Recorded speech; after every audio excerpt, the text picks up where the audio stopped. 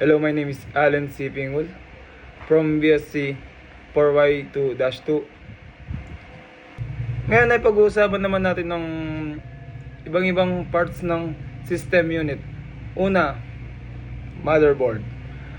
Ang motherboard ay isang pangunahing circuit ng isang computer. Ito ang parang ma'am, nandito po lahat ng ibang parts ng nagdurugtong sa lahat ng mga bahagi ng computer, like tulad ng CPU, RAM, tsaka po GPU at iba pa.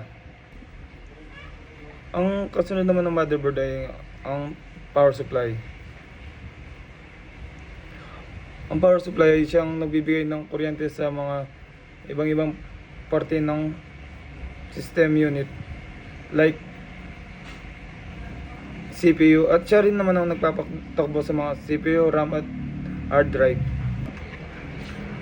Ang susunod naman ang i-discuss ko ay isa sa mga bahagi ng computer ay ang isang graphics card. Ang graphics card ay isang sa bahagi ng computer na nagbibigay ng graphics at video sa screen. Ito ang nagpapatakbo sa mga 3D na modelo, mga animation at mga video sa screen.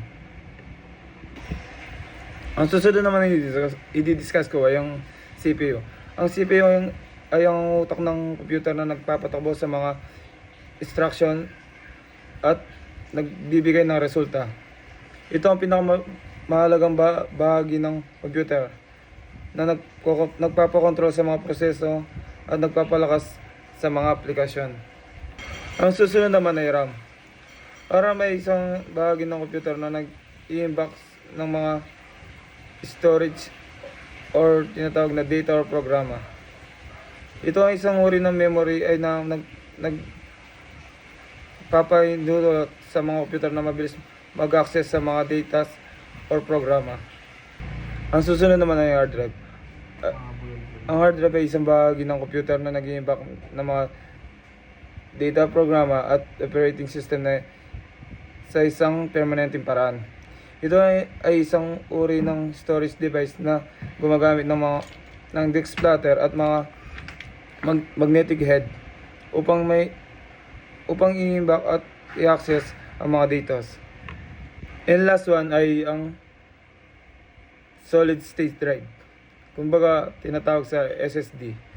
Ang SSD ay isang uri ng storage device na gumagamit sa mga flash memory chip upang i-imbak ang mga data.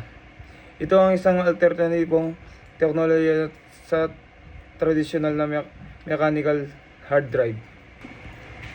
And once again, I'm Pingul Alan C. from BSC 4Y2-2, and I thank you.